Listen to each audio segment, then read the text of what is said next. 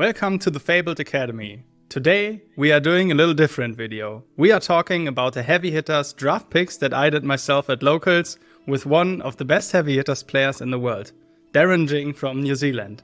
Welcome to the Fabled Academy. Hi Alex, hi everyone.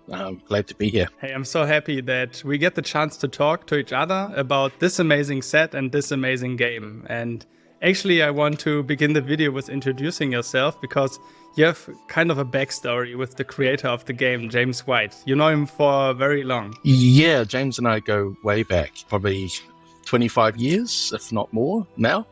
So I started playing another card game, Magic, when I was about 16 years old. And then shortly after that, I got into the competitive scene, competing in New Zealand Magic Nationals and whatnot. And James was of a similar age, maybe a little bit younger, but right in there as well. And so it was actually quite funny in that James is originally from Wellington and I've always been from Auckland. And there was a little bit of a rivalry. So there was always the Auckland crew versus the Wellington crew, kind of in an arms race competing to who could take down nationals. There was always that mutual respect because we always played each other and the games were always really very close, and there was a respect of each other's sort of skill levels and respect for how we approached the game. But we formed a friendship from that as well, and so over the years, going from being kids playing the game to now both having family and both having children that enjoy the game in different ways. And yeah, we've kind of maintained that friendship as much as we can. We're both very busy, but I'm glad that he told me about this game, Flesh and Blood, and got me into it. Ever since then I haven't looked back really. I've just picked it up and run with it, and I've managed to talk my son into playing, who really enjoys it as well. So that's something that we spend time with as a family. But yeah, James I've known for a very, very long time. And we've played actually a few different card games together, and we've always kind of approached things similarly. So yeah, we've always kind of managed to gel through that. Yes, I actually got to know about this fact through a really amazing video that LSS did about the calling Queenstown and the world premiere for heavy hitters in New Zealand. And James actually shouted you out because you won the calling Queenstown, the first limited event that happened for heavy hitters. And he said in the video that you were playing together for 20 years now. So I encourage every viewer that hasn't seen it already, but I assume everyone has seen it, that is a Flesh and Blood fan, to check it out. And yeah, it's this exact moment that we want to talk about, because you actually managed to win the calling Queenstown, the first event for heavy hitters. How did that feel for you? Because you told me before we started the video that you actually got in the game a little bit later than the viewer might expect, you coming from New Zealand. Yeah, that's right. I joined around Monarch. So there was a calling in Auckland that was Monarch Limited, and James kind of said, it's a good time to get in the game, you should play. And I said, we'll give it a go. And he literally came around to my house and he taught me how to play just on my kitchen bench with the IRA welcome decks. And I played at the initial world premiere with the welcome decks, and I think I top 8'd. But then I just left it for a year and just never picked it up again. Just life got too busy. And then the calling for Monarch came around and he said, you should get back into it. So he had to teach me how to play again. I'm glad that he did. And then I did okay at the calling, made day 2, and I think I made money. So that was really cool. But I do remember opening a cold foil Phantasmal Footsteps in the draft. And at the time, that was worth quite a lot of money. And so that was an awesome sort of thing that let me kind of get into the game and just use that to fund sort of some cards to start off with. But that was really cool. Queenstown calling was an amazing event. I do feel is a little bit unique from other callings, perhaps because of the fact that they had the celebrational just a few days before. And so there were quite a few fab celebrities and community content creators that were there that you may not normally get to see at a normal calling. So that was really special for me. Things got very busy playing the callings. I didn't get quite as much time as I would have liked to say hi to all of them, but it was really special still to see them there in the Flesh and Blood. And Now, just the location being Queenstown and how sort of picturesque and awesome it is, did have a special sort of vibe about it. So yeah, I think it was a really cool event, and obviously glad with managing to take it down. It's just a dream come true for me. Yeah, it's probably one of the highest sort of achievements I've had in my TCG career. To have done there with friends and my son being present as well, though, was pretty awesome. And just the fact that I was in New Zealand, just having a lot of New Zealanders support as well was pretty special. Yeah, something I'll remember fondly. Yeah, I remember seeing the picture at first that, the winner of the calling was holding the trophy, and I was like, oh, there are actually two people on the photo, and your son is holding the trophy and you are beside them. So you both are cheering each other and lifting each other up. That was a really nice picture to see.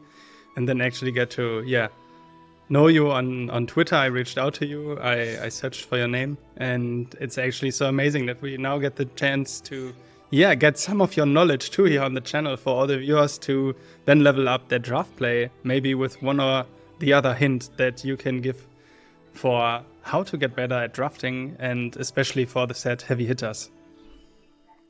Sure. Yeah, happy to. Set's been out for a while now, so I'm probably thinking there's quite a few people that done quite a few more drafts than me, but I'm happy to go through it, and I think it'll be a lot of fun just to discuss picks, and I'm keen to get your thoughts as well, Alex. Yeah, so I will on the screen now show the final deck list that I managed to draft, and I think that when we go through the draft picks, we will see if this ended up as it looks in the end, or if it started a little bit different. Because, there was actually a pretty surprising shift for me in the draft. And I think that is something that many people out there will experience when drafting. You have to choose at some point which deck you really want to play in the end.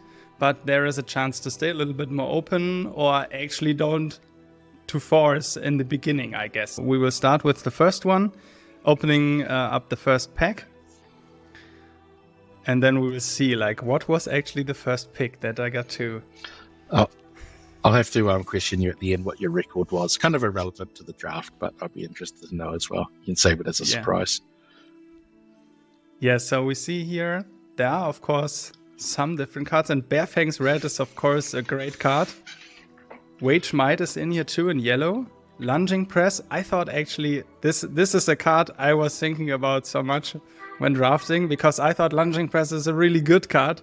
But now that I've heard the opinion of so many good drafters saying that Lunging Press is actually not that good of a card to pick. I think that might explain some of the picks later on. But yeah, I think you're right, not to spend too much time on it, but Lunging Press is a bit of a trap card. It probably is considered a bit more flashy, and it plays probably a bit better than it actually results in. I mean, the best use case for it is probably on something like a Concuss or a Command Respect to just get them on an exact block. But even in that case, that best case scenario, you're still swapping one card to push one damage for their worst card in their hand.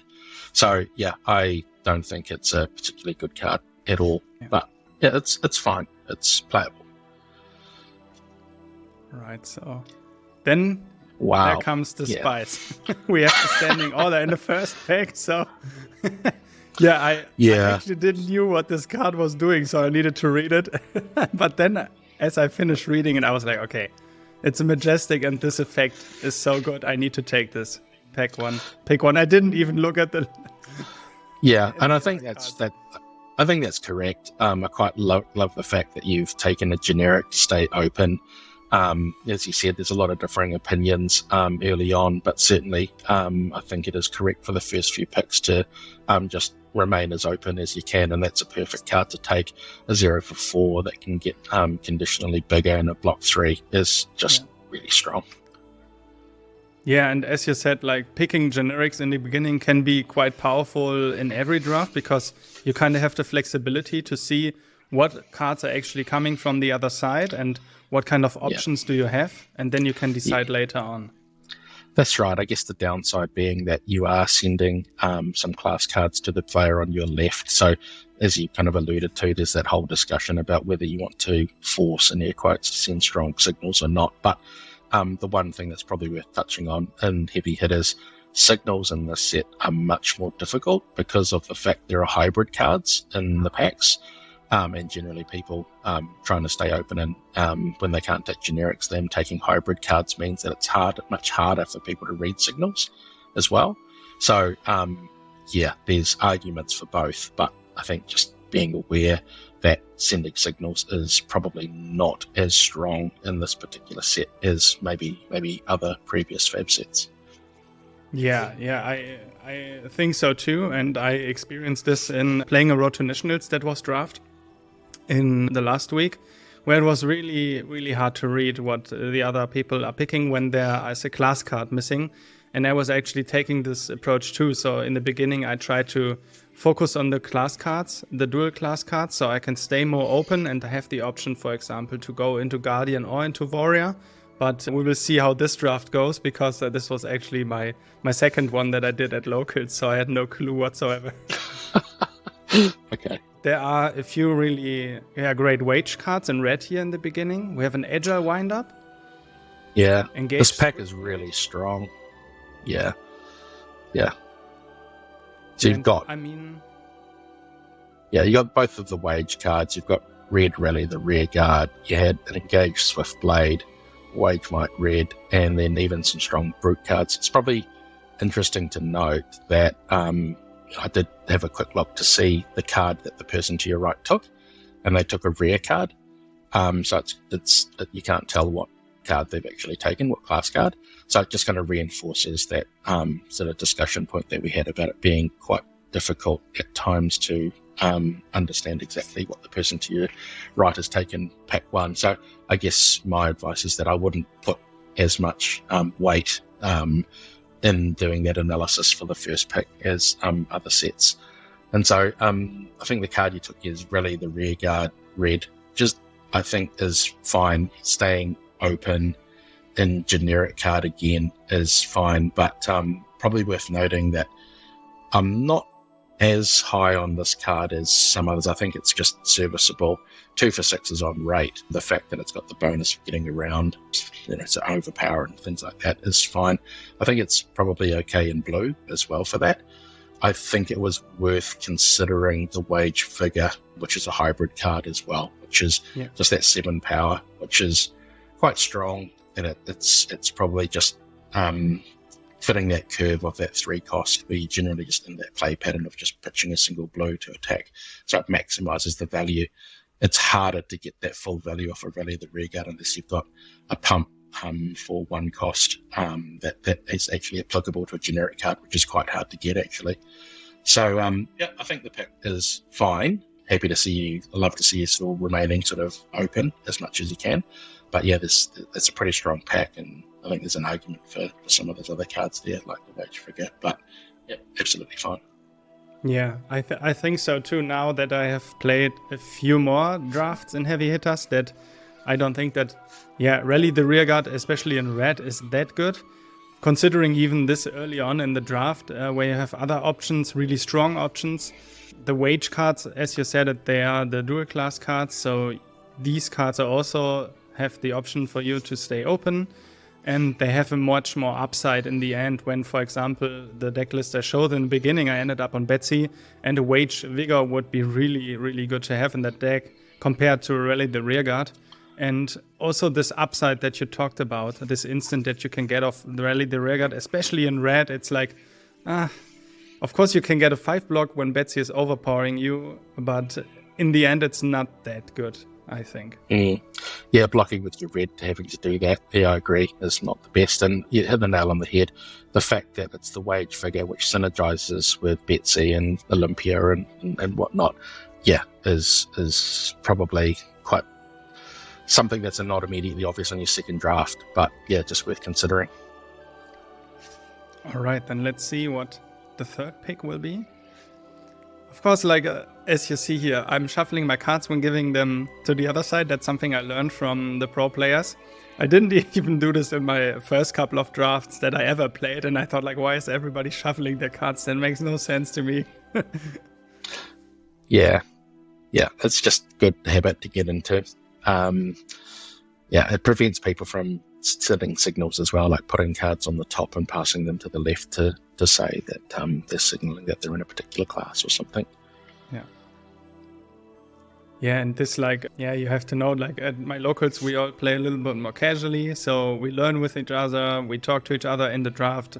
Like this was not even an armory. We were just, hitting each other up on Sunday. And we were like, does anybody have the time to play this new set? And we were like, we have the people, let's do it. And then the next week we had the armory and nobody had time to actually play the draft. So we played it at the Sunday then. Oh dear, yeah, it's that way. It's hard to always get the exact numbers for a draft as well. Sometimes you get 13 people and you end up with an odd number.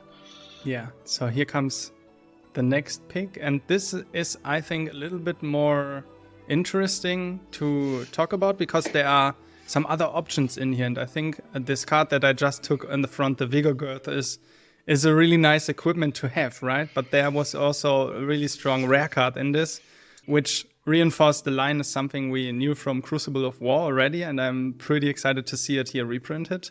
So when seeing this pack, what is your thought? Yeah, I think some of the immediate standouts are lay down the law, reinforce the line. I think take the upper hand is actually a very strong card as well, particularly for Olympia. It's the only attack reaction that's 0 cost, and it's quite effective in creating lose-lose situations for your opponent. I think all of these are reasonable considerations, but again, being pick 3, I think we're trying to remain open is definitely advantageous, and I personally quite like reinforce the line. It's so versatile. It's a block 4.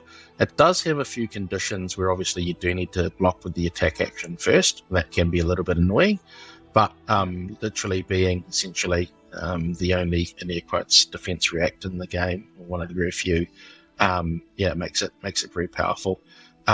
You often end up in those game states where you happen to be versus a warrior and you're both on low life and you know they have an attack react, and just being able to play around it can be game winning. So reinforce the line is quite strong. It's, I wouldn't say broken or busted or anything like that, but again, being generic and just keeping your options open, it's always going to be playable and it's always going to be reasonable, is definitely a good pack 1, pick 3.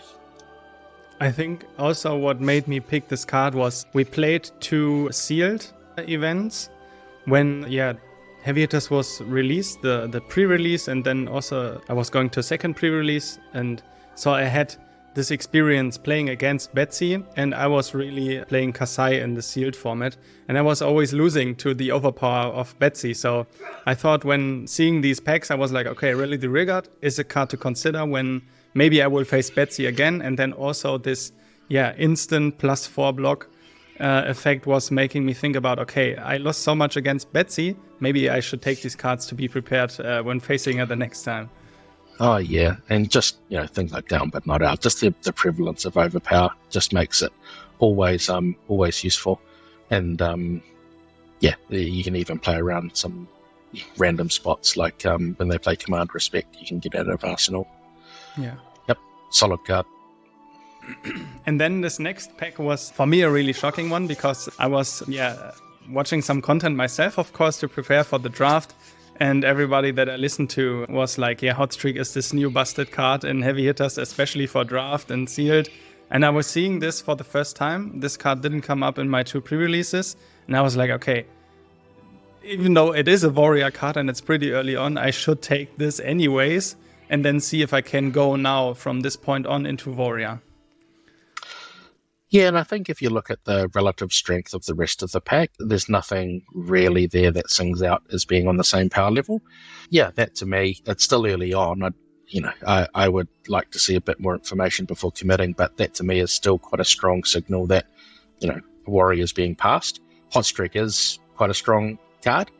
And I definitely think it's a standout and an easy pick from that pack. I also think that, these rare weapons, especially Hot Streak, is one of the win conditions you can get. Like, even when you end up on a not so good deck overall and you have Hot Streak, this could be potentially the option that wins you the draft anyways. it's very good. All the rare weapons are pretty good. So then the next... Generally speaking. Yeah. The next pack, actually, I was seeing flat trackers as an equipment, and I already knew that from the sealed experience that this card is pretty good. And that was awesome. Flat trackers is best in slot. So it's an easy pick. I guess it depends on your meta. But for me personally, the item discussion is always an interesting one. I've got a lot of people that are quite experienced. They like to pick equipment quite early. For me personally, given the fact that there's a bit more equipment in this set than others, I generally find that you can get some decent equipment, mid to late in the pick order. However, flat trackers is probably the one exception, which is just the best in slot. It's fought over by brutes and warriors, and it just makes your deck significantly better when it has it in. Yep, definitely. Don't think it's the best play to pass that on, particularly the fact that you just drafted Hot Streak as well. So it's a bit of a slam pick. Yeah, so the video, the first one will end soon, so I guess it's time for me to bring up the second one. So far, I stayed open and I took 2 of the warrior considerations for the draft. And when we look at the next one,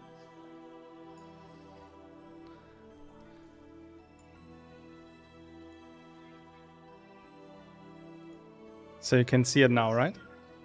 Yep. Okay. So from now on, of course, I was looking, okay, let's see if I get some good warrior cards. And then, I was looking at this pack and I was seeing Rising Speed, red, which I think is a good card. And I was also seeing in the back the Goblet. Yep, Rising Speed's a really decent card. That Rising set, I think Rising Power might be my favourite, but Rising Speed red in particular is pretty decent. Don't like the yellow. The Goblet's also very, very playable as well. I'm quite a fan of the Goblet, just to make use of some of those turns where you have a 4 card or a 5 card and you need to convert them. Yep. And you can see I was really afraid of Betsy, so I was looking at really the rear guard again. Yeah, not a huge fan of the yellow. Yeah. If it was me, I think Rising Speed is what I would take here. Yes, you can see the next pack is already on the line. That is also something I experience when I'm drafting. I see like, okay, I need a little bit more time to really, end up on my pick, but I see the next is already on the line, and that is, I think, really interesting for the draft experience. There's actually a little bit pressure on the line too when drafting. So now that's fine. It's just a friendly. Yeah. So this is interesting. So I think this is part of the comment that you made before about lunging press, because I see that there was a cut the deck blue in there, which is a block 3, and we've just talked about, you've got at this point Hot Streak, you've got flat trackers, Rising Speed, starting to make that commitment to warrior a little bit. The fact that cut the deck blue, which is a blue block 3 in there, is quite encouraging to me that warrior has still got some decent cards left in there. So if it was me, I probably would have taken the cut the deck blue there over lunging press, just for the reasons that we've discussed. Yeah, I think with the experience I gained now, I would totally agree. But at the point I was drafting, I was thinking like, okay, lunging press is an OP card. So I need to take lunging press at this point here. Yeah, the 3 Fair blocks enough. is really interesting too, right? Because lunging press is actually a 2 block, and that makes cut the deck, like you said, really good option. Well, it does block overpower as well. So it's got something going for it. But I just think generally speaking in this format, block 3s, very strong. Blue block 3s in class, pretty good and hard to go by. You just want to maximize the density of those that you have in your deck. So, the fact that was pick 7 and there's still some quality blue block 3s left in there, I think it'd be hard for me to pass up. Yeah. And now the next... I understand. So what do you think about this pack? There's 3 strong brute cards in this pack, and there's 7 cards left. You've got Pound Town, Bone Brello, Red, and Wage Might. They're all very strong cards, so the packs are looking a little bit interesting. But here, I think Wage Might is pretty strong. It's a hybrid card again. Just keep some of your options open. I don't think there's any reason to commit to Brute just at this point in time, but it's just worth noting that there are 3 Brute cards in here. I mean, I think personally Wage Might is what I'd be looking at. It's interesting to see you've got Beacon Applause in there still again. So, yeah, another warrior card. Yeah, so I end up on the Wage Might. Yep.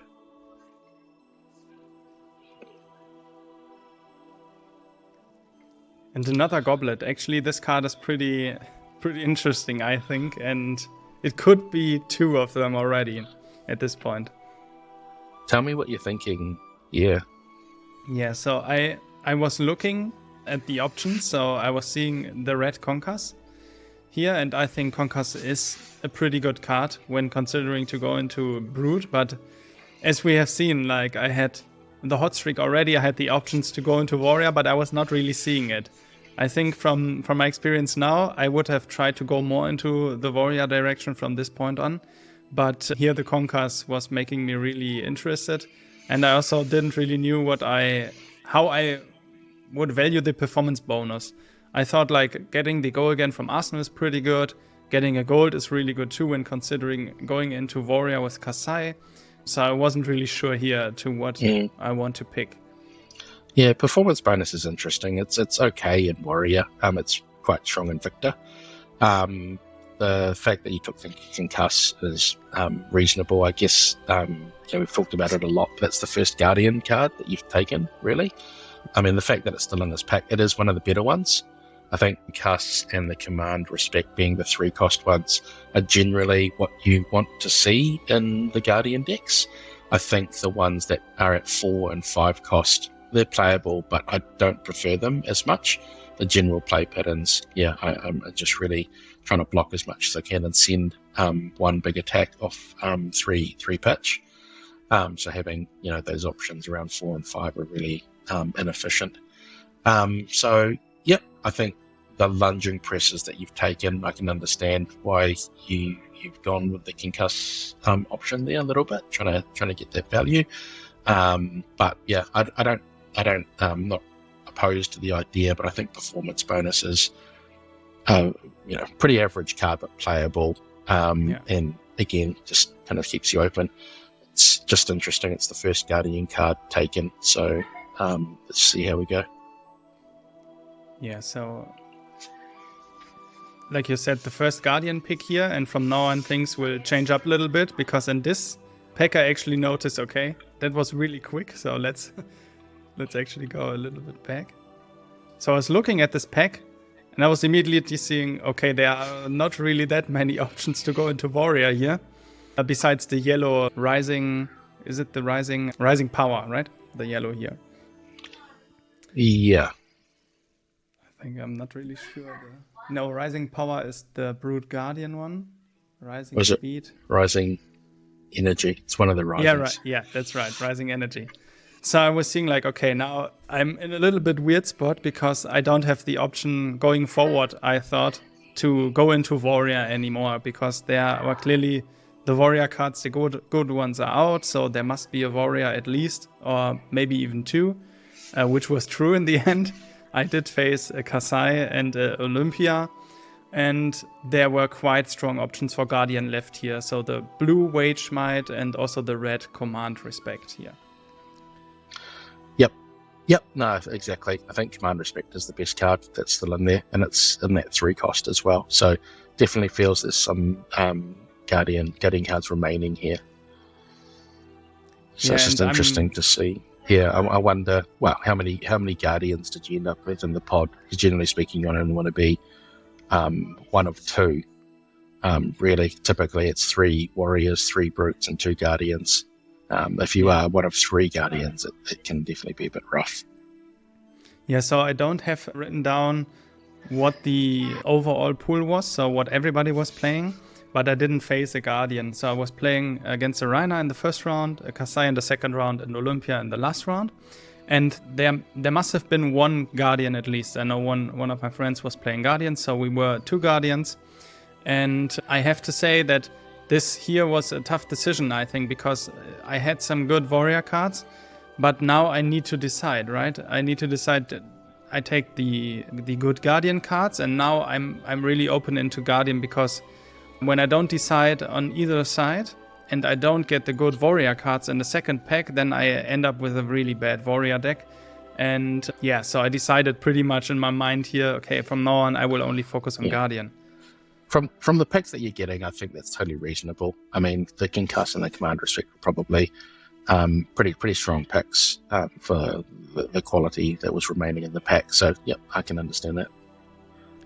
So is that something that you experience yourself? Like, when do you decide? And how was it in the Calling Queenstown? You ended up at least in the top 8 draft on Kasai, right?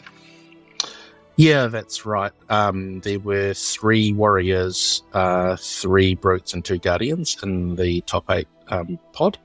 And yeah, I mean, it worked out okay. I'm quite happy being one of the 3 warriors, generally speaking. I did try and remain open for the first few picks, but got quite lucky in that as things started to form, I had a lot of the picks coming through that remained in class for me. And my total pool actually only had 1 pick that wasn't able to be played in my deck. So I had 1 Guardian card, and all of the rest could be played and was an option in my deck. And so obviously when that happens, it's usually, things have gone well. There hasn't been too much people swerving and swapping and changing classes or anything like that. So yeah, it went quite smoothly for me. So generally speaking, though, I think you're right. Just probably I like to, for say the first 5 picks, just try and stay open as much as possible. Hybrid cards, generic cards, and then as you're doing, just try and read the packs that are remaining coming down. It's just one of the things where you could talk about this for quite a while in terms of forcing class cards versus staying open as much as possible, and both are viable. But generally speaking, for this, I will just try and read the signals as much as possible, but try and lock in by about pick 6, 7, 8 kind of thing.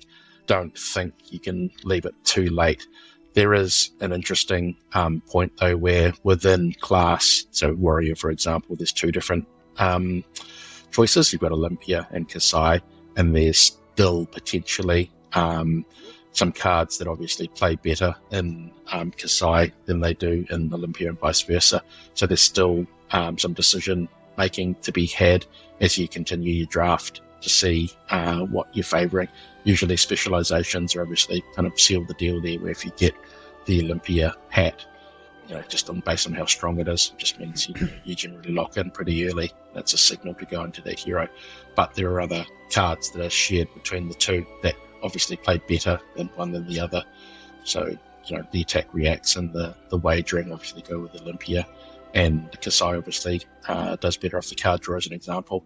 But yeah, generally speaking, looking into a class in pack 1 is generally where I like to be, and then just still trying to ensure that you've got that solid game plan, working towards which of the heroes within class through the remainder of the packs. Yeah, so I'm really interested now to all the viewers that are still on. Write in the comments how you think about the topic, and Darryn and I will now continue with the draft picks. I think at some point here we will also come to the second pack now. We were coming to the close end for the first pack. Yeah, I think it's really interesting in heavy hitters in general. When looking at this pack here, there's the command respect again, but there's also this money where your mouth is. What do you think about Money Where Your Mouth Is? I think it's quite a strong card. In red and blue, not so much. It's just a blue, really, that's a block 2. I don't think you really want to be playing it out. It is, if you're talking about Guardian specifically, a better card for Betsy, just because it enables the wagering and allows you to come in with that. But I'm not a huge fan of Money Where Your Mouth Is in Guardian so much, really. I do prefer the game plan, which is more just trying to present those 3-cost attacks and trying to play a bit more of almost a fatigue strategy with a lot of the 3 blocks, just as many as in 4 blocks that you can pack in your deck. And trying to get efficiency that way just by defending well and presenting a solid 3-cost attack back.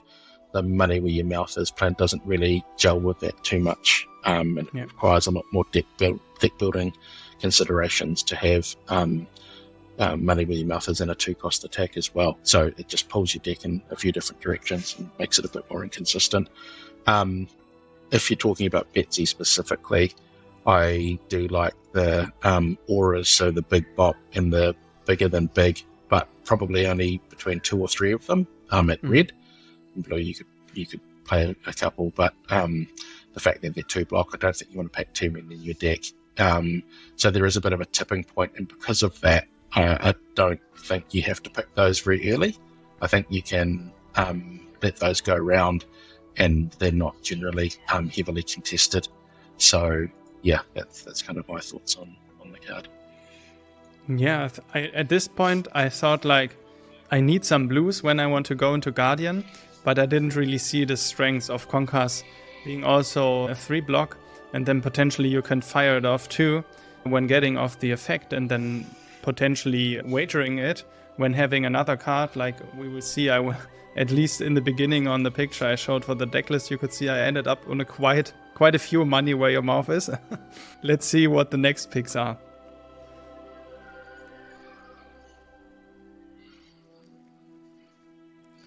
So here's a red wall up. It's also a 3 block. I decided for that one clearly. Yep, pretty good. The fact that it's still there, just with only 3 cards left as well. So and Guardian the blue command respect. Yeah, solid.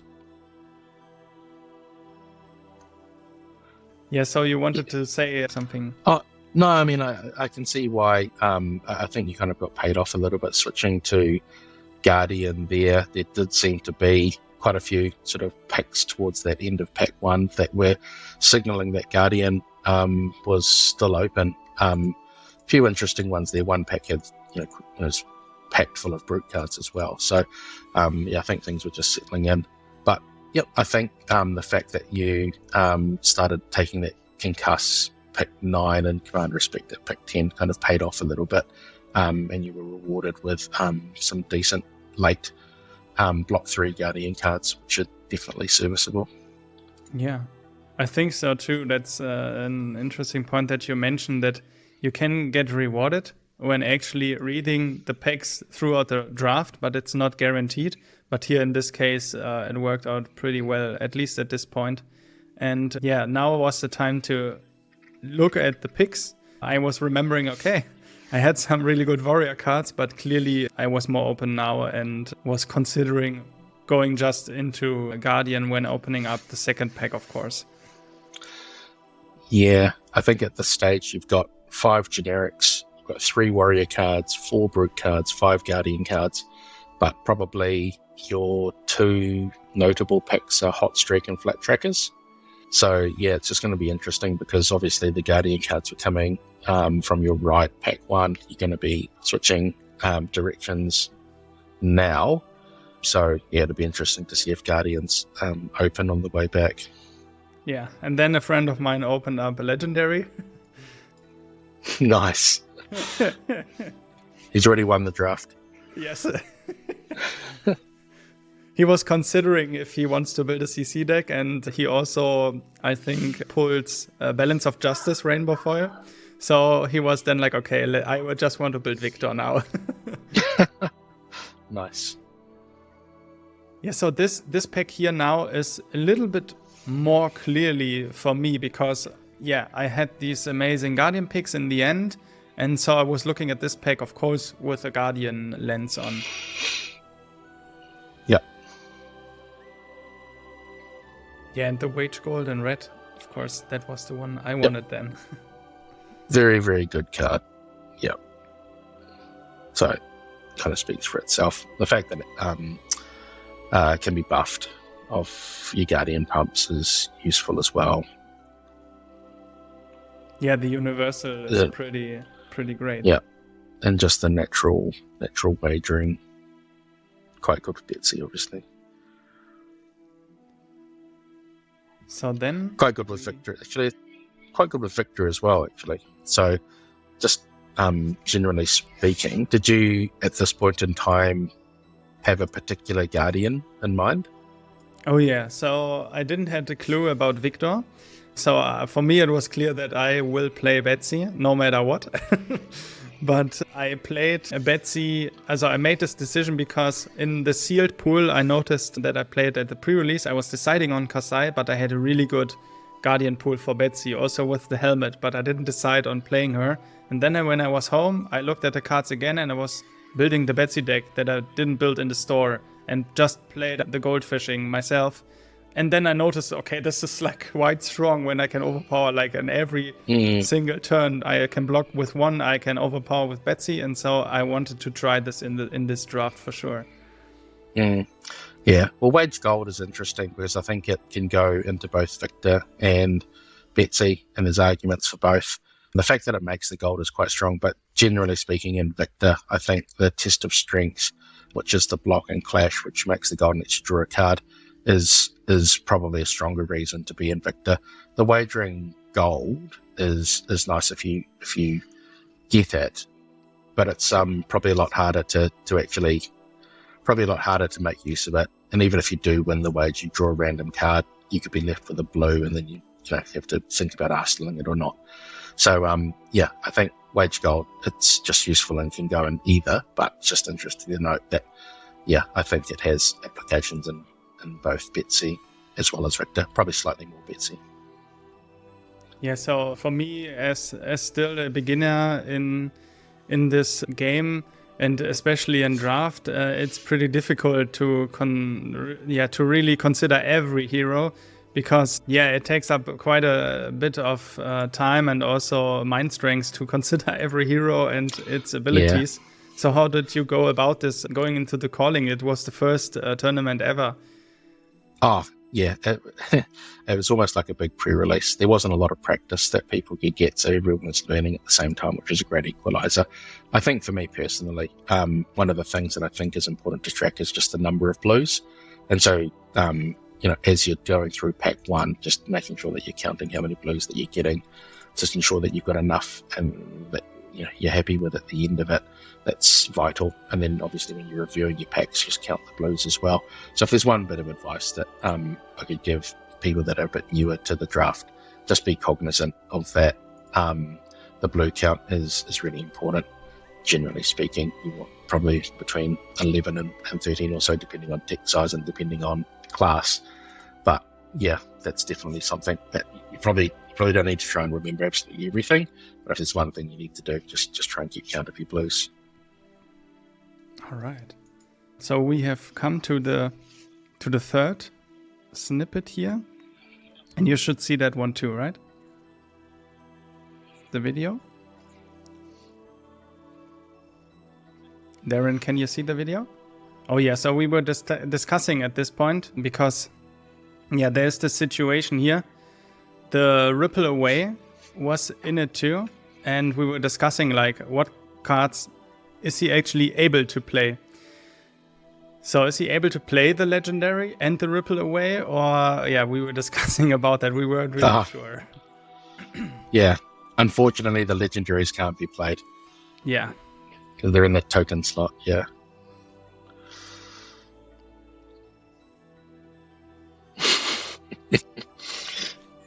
To be pretty broken if you could play Legendaries. Yeah. So there comes the next pack, and there's the red Big Bob in here.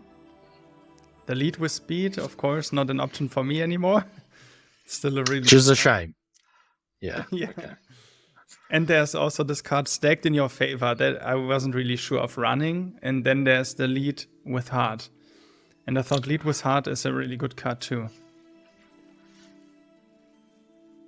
Yep, lead with heart is fine.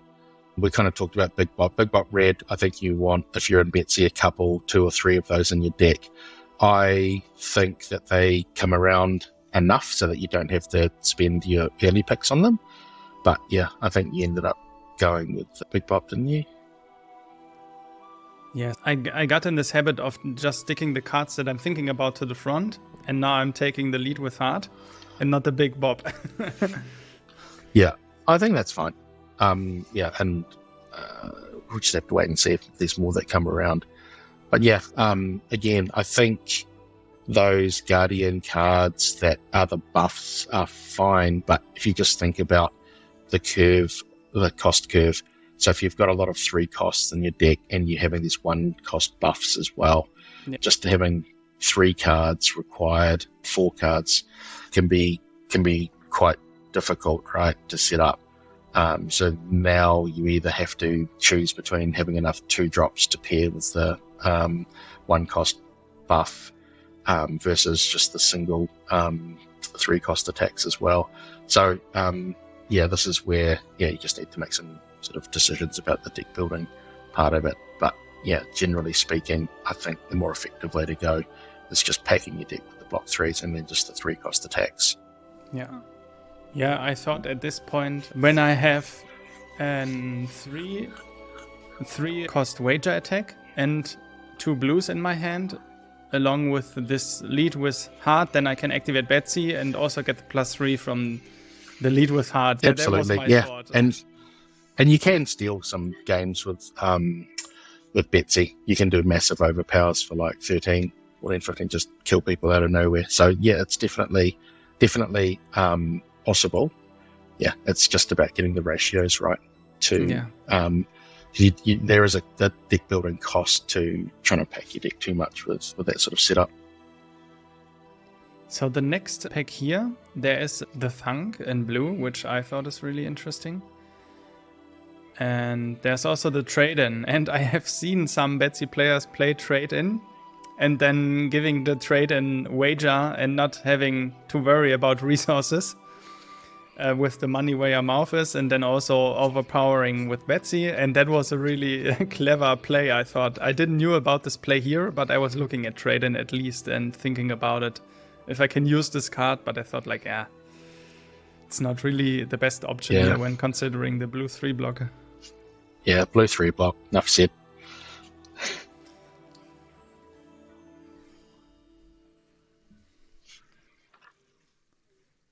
And you can see here, there are coming a few warrior cards still here. So to the left, there might not be the warrior players as to the first pack. Yeah. So you got the vigorous engagement, money where your mouth is blue, Pound Town red. They're all probably the stronger cards in this pack. There's not an immediate obvious choice here for where you're at. I think money where your mouth blue. Yeah, it's fine. I think here, it's not a great Guardian pick for that pack, but you can't control that. Yeah, the wage might have been better, right? The wage vigor in blue, maybe here to get. Generally speaking, I prefer it in that it's not a 5 attack, and so for clash, that's quite important, as well as just there's a lot of fatigue that comes into the format as well, and so just having an attack that actually can do 5 damage, it's just more threatening. So in those spots, I tend to prefer to go for the power, just for those clash regions as well, generally speaking. Yeah, there's having wagers for Betsy at least, I thought was good too here after reviewing this. And there's another lunging price. But also the red command respect here again. So yeah, I think command respect is fine. Block for 3.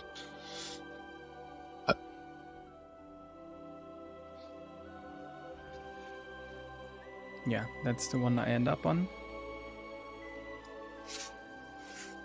And you kind of have to count, right? Here, what kind of pitch values I have already picked. How many reds, how many blues do I have to get an even spread out here?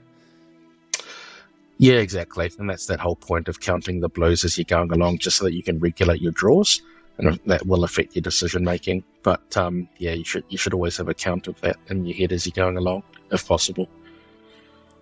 Yeah, and here comes the point in this pack where I see an equipment again. And at this point, I don't really have equipment for Betsy. I thought about a gauntlet.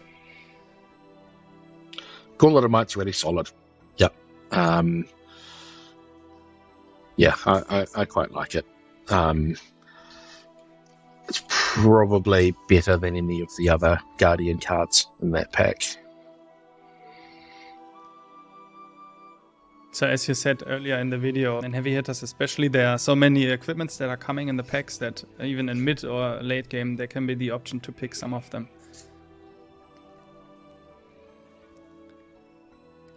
And what do you think about equipment in general? Like in this deck particularly, we saw the list in the beginning. I only end up on one equipment, actually, the Gauntlet of Might. How important do you think is it picking equipment here over cards for the main deck?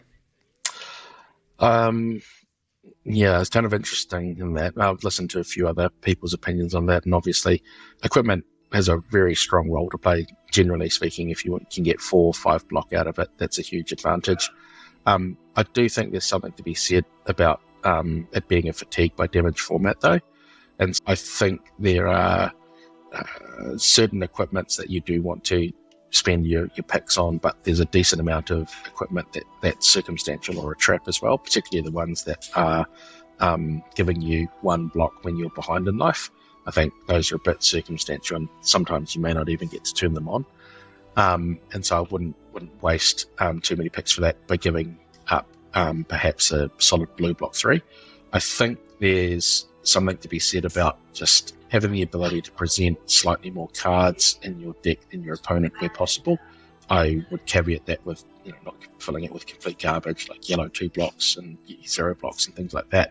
But if you were to present even a deck that had slightly higher density of yellow 3 blocks, I think that's quite effective given the points that we're making about how many games come down to fatigue through damage.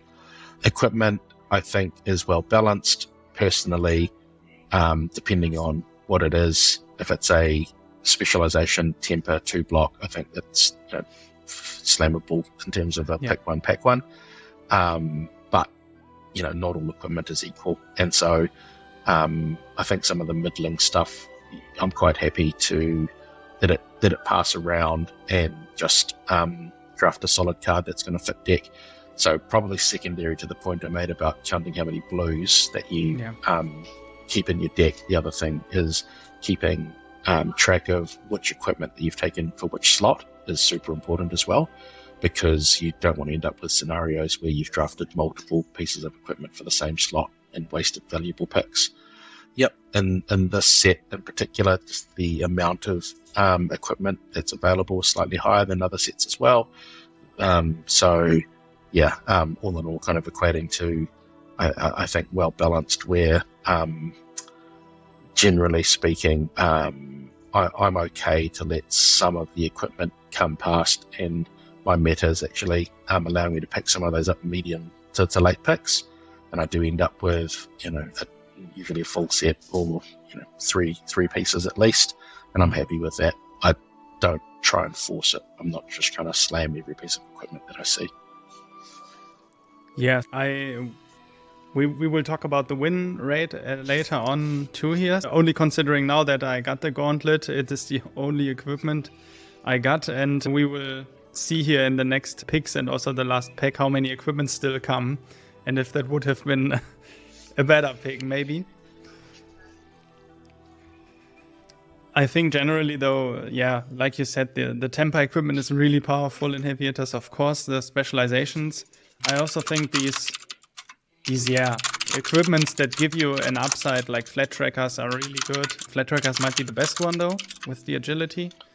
And there are also these equipments that potentially give you a 2 block, depending on the tokens that your opponent cracks. And those can be pretty interesting, matchup wise. When you know there are a lot of warriors, for example, it can be really good to get this equipment that gives you 2-block when your equipment pops an agility and a might token when getting a really big turn. Yep, they're really strong. And if you've got a Betsy deck with a lot of wager in it, you can kind of pick those 2-block pieces and have a bit of insurance where if you're wagering and you lose and you give them the token, but you have the 2-block armor for it, it kind of, it insulates you in that regards. So, I agree. Those 2-block equipments are ones to kind of keep an eye on. You can usually get them quite a cheap pick, so to speak, and they're quite powerful for how late you can get them. Yeah, that's interesting. Like just giving your opponent the token, saying, "Hey, nice, you got a token," and then yeah. So here there's a blue over the top, and there's also this card called Pinned of Strong and Stout. Again, this hearty block comes up, and I don't really think that's really good. I think card. over the top's a blue 3-block though, so I think I would have gone for that one. Yeah, I think now in the retro perspective, I agree here, but I thought Pinned of Strong and Stout. I was really liking the Goblet in Kasai, and so I thought, this might be just as good, but it turns out it's not. I think making agility tokens is not quite the same as making vigor and might, but yeah.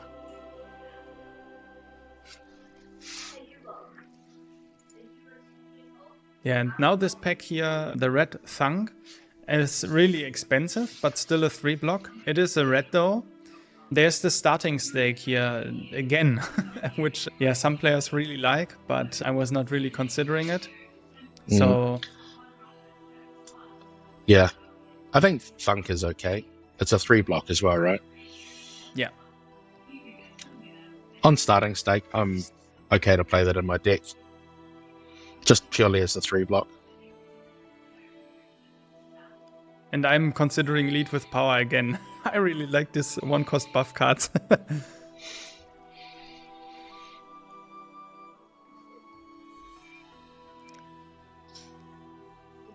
But I end up with the 3-block. And now the next snippet comes on.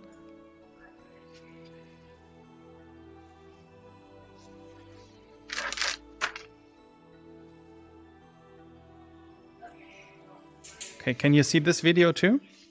Yeah. Okay. So I go back to the beginning. So I pick up the next pack. And we see this ticket puncher. We talked about it. The equipment that gets on when you have less life than your opponent.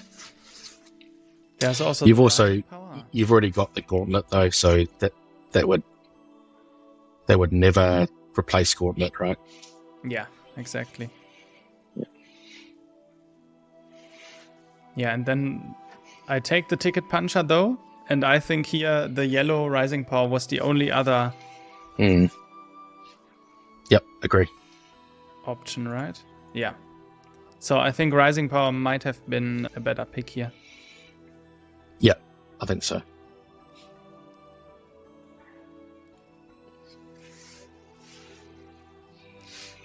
And I didn't even include the ticket puncher in the final photo for the deck list, but because, as you said, it never could have come up to replace the Gauntlet of Might. It's all right. Yeah, then there's Big Bob and Bigger Than Big. And as you said, these big auras can be powerful. Blue Big Bob's fine. Yep, it's quite versatile. I mean, it's a shame it's a 2-block, but yeah. I'm not sure if I end up on the yellow or the blue one, though. Yeah, the blue one.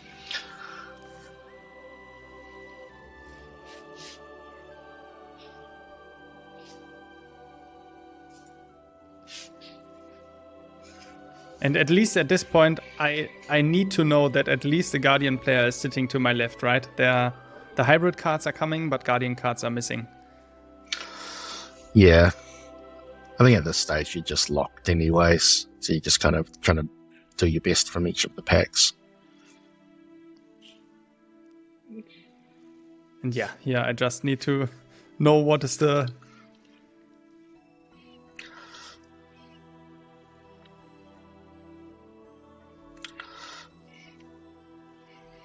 I'm getting some cards at least now that I can't include.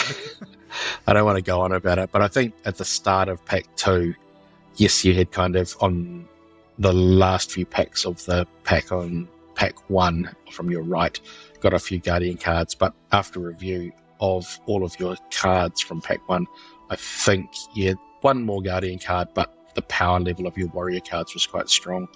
And yeah, I mean, it's not a lot of point going too much over that now for the purposes of this, but yeah, I think Warrior was probably slightly stronger at that point in time.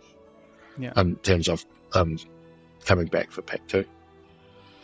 Yeah, so you think it might have even be an option to go into Warrior more when picking up the second pack?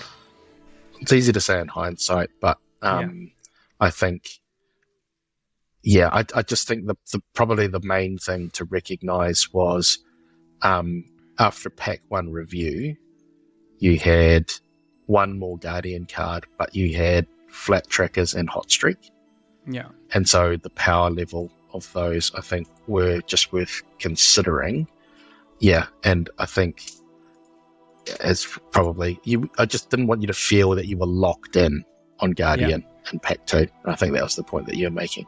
So I can see how you got there. I think it's for consideration. That's all. Yeah, I think this is something that at least I struggle with. I feel like when the first pack is over and I have these two options lying, then I just need to get my mind on one and totally erase the other one. But now when looking at it back, I can totally see like maybe having a little bit more open mind and reading the power level of the cards that I've already gotten would have been a little bit better. Do you need some time or? Oh, no, that's fine. Just my daughter came in just to say hi. All right. Hey. I couldn't see from the side. I only see your face at the moment, so. Oh, no worries. All right, so then my favorite card comes, a 1-cost power up. And it's time to pick up the cards and consider again. And I was like, damn, these cards are so good. Why didn't I go into all those Warrior? Beautiful Warrior cards straight into the bin. That's fine. Yeah, it was just like, that's something I still struggle with, like remembering everything that I took. So I wanted to take some time here. But I think in an official draft, you have like dedicated time slots, to really reconsider what you've picked, and you are not allowed to view them in the meantime and stuff like that. We were going over this here in our casual draft a little bit more, casual and faster, I guess. Yeah, and I don't think there's some value in getting used to all of those strict rules so that you're familiar with it. And if you can try to do that, that's important. But you got to give yourself a break. It's the second draft that you've done, and I think it's probably at that stage just more important to have a bit of fun and just worry about the draft components of it rather than the mechanics of being in the draft and worrying about timers. So don't be too hard on yourself. Yeah. And then another lucky one got opened, Gauntlet of Ironwill and Cold Foil. So this was a really great box. This box is a god box. Yeah, I think the competitiveness can come when playing Flesh and Blood, of course, but the fun always has to stay on top. Yeah. So here again, I only played against Reiner. I'm not really sure how the Brutes ended up on the other side, but there were some really great KO cards. Yep. And the Parry Blade. Parry Blade. Wow. Yeah, I could have been playing Parry Blade and Hot Streak. Yeah, all right. Pinto Strong and Stout. I really was thinking when drafting a red agile wind up. Just interesting to note the Clash of Agilities I'm not that big of a fan of. Okay. Just because yes, they block for 3. Yes, there are 2 for 6, which are quite efficient. But if you're ever having to block, just having to win a clash so that your opponent doesn't get agility is quite a scary proposition. Usually if you're defending, trying to stay in the game, defending for your life, and then you give them a free agility, that's just game breaking. So I think those clashes of agility in particular are ones to just be mindful of, and probably I personally steer clear of them. Yeah, I didn't play them myself yet, but if any of the viewers wants to get their opinion on, write them down in the comments for sure. This video, I think, is pretty valuable for at least the draft players under us. Yep, so, solid Betsy card. Yep, that's good. And then we are coming to the last portion here of the draft picks.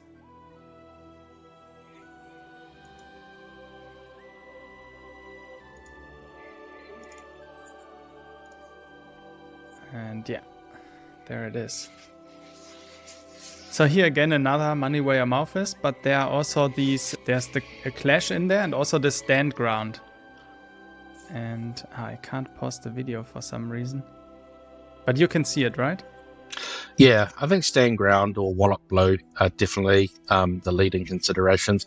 The money where your mouth is, we've talked about those being... you want to get the balance right, and I just don't think you want a deck full of them where you just end up with too many front buffs and not enough decent attacks. So, yeah, I'm glad to see you kind of put that towards the back in terms of your considerations. Yeah, I just now I can. Oh yeah, stand ground, wallop, conquers.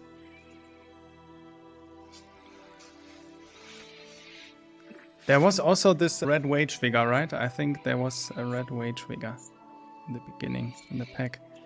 But yeah. I think it was a Clash Might.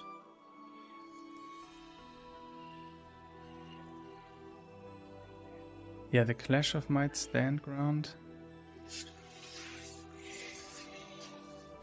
Stand ground's pretty solid, but probably worth noting in Guardian that they generally have a harder time to create both of the tokens. Whereas KO, for example, has got a really easy time to make the tokens just because of the natural ability. If you pair this with a lot of the point of Strong and Stout, that's a different story. They go up in value. But generally speaking, it can be quite difficult to make both of the tokens consistently with Guardian.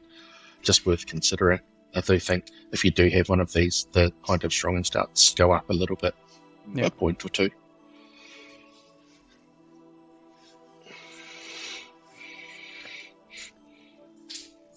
Alright, so the wallop is taken. Yep, solid. Another money where your mouth is. And here's the Glory Seeker too. Not good for me though. Wage Might. Another pretty strong Betsy card. Yep. Yeah. Wage Might and Big Bot Blue stand out. I think Wage Might is pretty hard to go by here.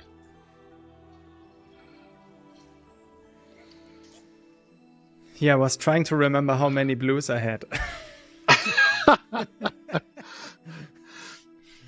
Yeah, that's fair. So, yeah, that's what I thought. Like I didn't really had that many blues, so I took the blue.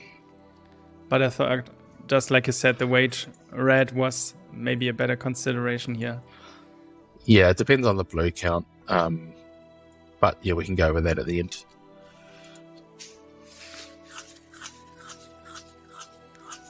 And again, like in the end, so many money were you? And I end up taking quite a few from this point on too. Like I said, I had 5 in the end, so I was considering this a really strong card.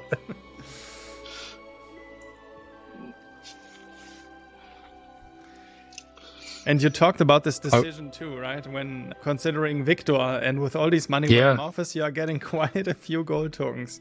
I think that's interesting. You end up with 5. I think it's worth considering. I was just thinking about the exact same thing. I need to play Victor in my next draft to see how he works, at least. Yeah, it's not a... Yeah.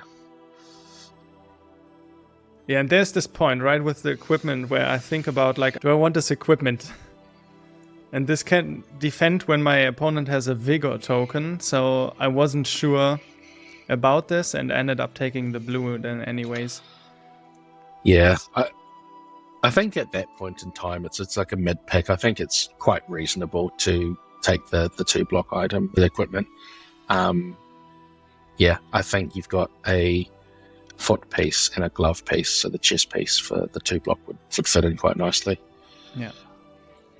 There's the red Big Bob, and I knew at least So, I need...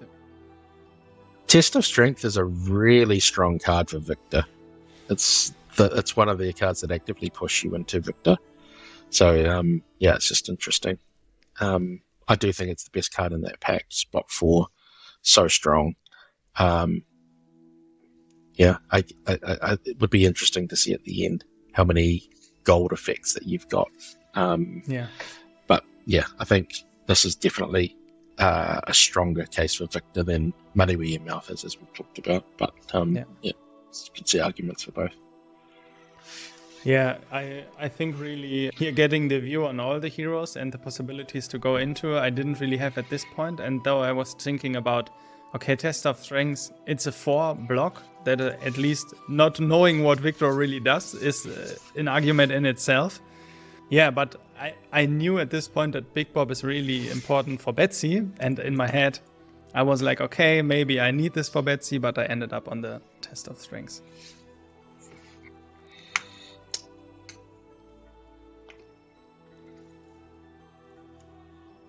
And again, the blue one at least is better than the red one, but I was flirting with the pint of strong and stout.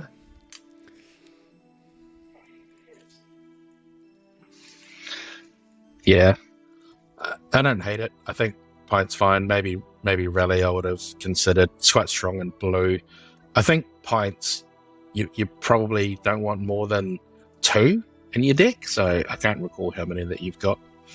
Yeah, I had 2 in the end. Okay.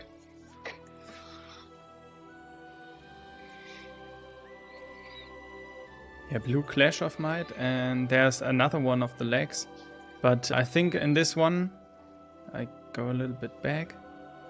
The Wage here again. In my head I was playing Betsy, so I at least could have considered the Wage red again. Yeah. I think at that point, like you say, it'd just be a matter of counting blues again and how many of the red 3 for 7s that you've got.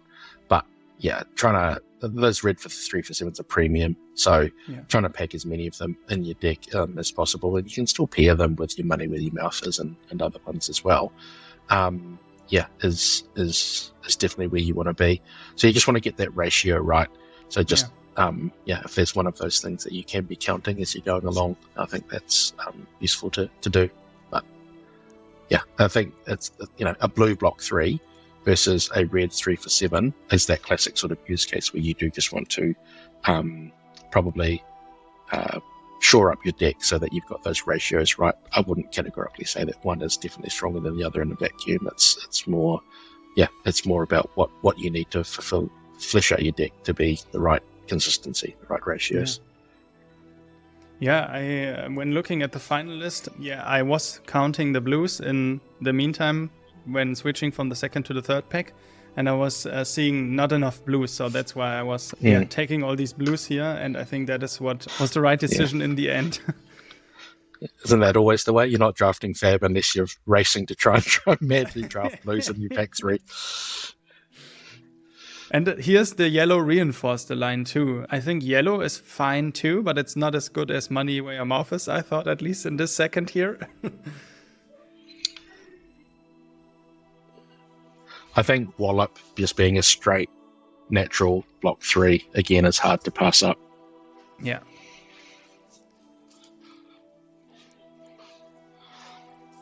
I'm not a huge fan of yellow reinforce the line. It's okay. Yeah, I think the 3-block would have been better here. So we are nearly at the end of the draft here, and now we again see from the right side are coming a lot of Brute cards, but not a lot of Warrior cards. So I'm taking the blue Aura and passing on the Brute cards.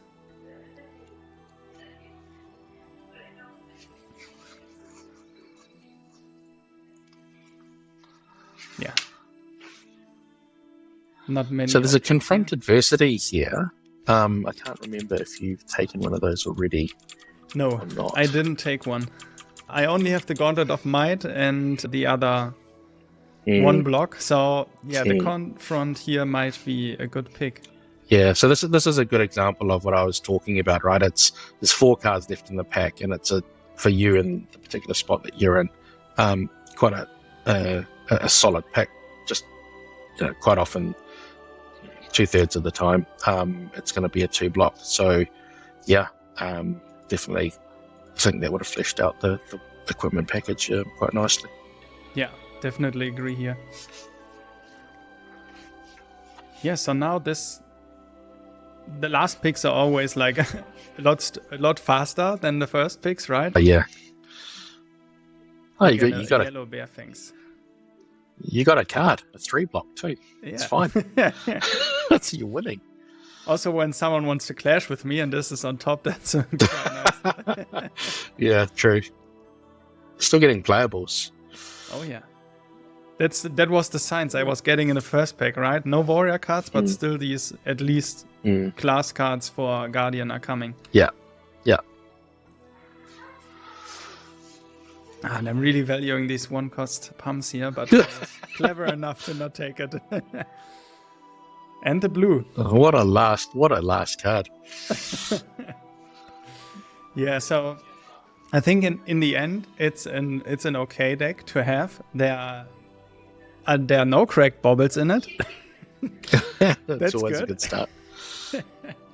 Though I have to say, in the Road to Nationals where I played, I was also playing Betsy, and I did have a cracked bauble in my deck, but I did also have the helmet, and the other cards were pretty good, so that worked out quite fine. I got 2-1 in that Road to Nationals. But we wanted to talk about at the end here about the ratios that I got in my games, and I actually played Rainer in the first game that I won. And then I played Kasai in the second game. I won that one too. And then I played against Olympia in the last game. And this game I lost. And I think the Olympia deck was quite good, but that player was also a lot more aware of what Betsy was doing. And I didn't have a clue on Olympia. So that is a clear sign for me, at least, that I was learning a lot in that game, but that also draft is a lot of fun because you can get to know like so much different sides on the game. And even though you are playing a couple of drafts, there are still so many things to discover. And that I thought was really amazing. And I was really happy with the draft here, with the end of the deck, but also with these games. Yeah, absolutely. I mean, like you said, fun is the name of the game here. I think it's important that you mention it's the second draft in for you. So I really think it's probably more about just learning the heroes and learning the cards, learning the format at that point in time. So I wouldn't be too hard on yourself, around a review of all of the minutiae and going through pick by pick, and going, it's very hard to have that intimate knowledge that you might expect if you've done, 20 drafts or something like that when it's only your second one in. Yeah, I think just kind of probably just noticing any sort of key call-outs or maybe some guardrails for people might be more appropriate, just given the number of drafts that you've got under your belt. But one question that I've got for you is, with the number of money where your mouth is and other attacks and having to pair with them, how did you find that played out? Did you feel that was the right number? Too many? Didn't work well? What were your thoughts there? Yeah, so in my first 2 games against Rainer and Kasai, this worked really nice. Basically, I was just overpowering them every turn, and I was winning that way. And I had huge attacks due to all these buffs that are lying here in the middle. The lead with power, the lead with heart, the money where your mouth is. I basically played out all my hands, or I arsenaled a card and played a 5-card hand and did take some damage, but I didn't care because there was a huge overpower attack coming. With also, these command respects and the conquest, there's threatening on-hits, right? That you don't want to see as an opponent. So that worked quite well. But then in the Olympia game, I didn't get to do that. And that was not really where the pumps were shining, I would say. They were all 2 blocks. And when I needed to block with those, it was really bad. Yeah, as we saw in the pics, I in the future would totally try to not run as many one-cost pumps here as I did in this one. Yeah. I mean, it's interesting to hear that you had quite an aggressive game plan. I could see that working, particularly if you get them down to a low enough total where you can just finish them off in one big attack.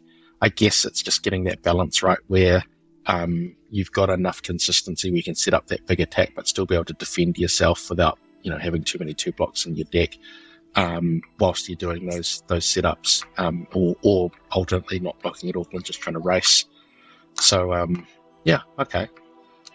Well, glad to hear that you went 2-1 and you basically lost the finals. Yeah, it was interesting, I think, probably just how it started, because it wasn't a cut and dry draft where you started on one hero and it was just that whole hero the whole way through. There were some interesting decision points to make and quite tough ones as well. But I think the fact that you were reading the signals in pack 1 was definitely to your advantage. Yeah, I guess just probably one thing to note in heavy hitters format is it is harder to have a train wreck, which is where you've drafted a particular class and you end up getting cut and you just have nothing to play just because of the number of hybrid cards and generics. You usually end up with enough playables, although I have seen my fair share of decks with cracked balls in them. So I guess that's one thing that I quite enjoy, and I think what it probably means is that you can read those signals and just probably try and stay open for a bit longer. But when you do commit, it's harder for people to cut you off. So yeah, that's one thing I've noticed. Yeah, definitely. Here, going over this with you, Darryn, I really think it was the right decision to read the pack in the first place, and then also sticking to the strategy of switching to Guardian, because in the retrospective we looked at it, if I had continued to do Warrior, I might have been able to build a really good deck. But it was something that I learned in the draft, and we were talking about it already. The fun is the most important part here about the game, and I was having fun while doing so. I wasn't really feeling comfortable with going into Warrior. It might have been a surprise too, but at least in this moment it was the right decision for me. And I think that is a takeaway I have here from the draft. And we learned a lot here when talking about the picks and the strategies that you can take, but a really key point for me is having fun in the game. And yeah, like you said it many times, not making myself as hard on myself. Yeah. Oh yeah, definitely. And yeah, you picked a good set to kind of focus on that element. Heavy Hitters is a great set. There's a lot of things within it. The mechanics of Clash and Wager are really fun as well. So yeah, I still think, what is it? A few weeks in now, a month in with the set, and I still think there's a lot to be discovered as well. So it'd be interesting to see how the draft is picked up at Pro Tour LA, where the teams have got quite refined strategies for it, and just seeing how it's evolved over time. But I think the set's deep enough for that. So yeah, I'm looking forward to see how those strategies evolve over time as well, as people get more familiar with the set. Oh yeah, definitely. It will be such a joy to watch the Pro Tour and see what those players are coming up with. But we are also having a new set announced already, which is the Mysteria one. And I'm really amazed about the artwork already, about stuff we will see about it in the future, the game being held in Japanese in Tokyo. So yeah, bright future for Flesh and Blood. It's funny, isn't it? We've just had the set come out and we're already getting excited for the next one. Yeah, exactly. Yeah, me too. The set looks amazing. So, Darryn, I really want to thank you for taking the time. It's been amazing meeting you and talk to you about Heavy Hitters. I also want to shout out, Legend Story Studios for making this amazing game, and for the calling Queenstown for the celebrational. And Darryn, do you want to shout out anyone here at the end? Probably just my partner Sandra and my family that let me continue to play the game. They put up with me talking about cards and playing cards all the time. So I really appreciate that. And just my teammates as well, who I enjoy discussing strategy with as well. So yeah, that's about it really. Yeah, Thank you for the opportunity. I really enjoyed that.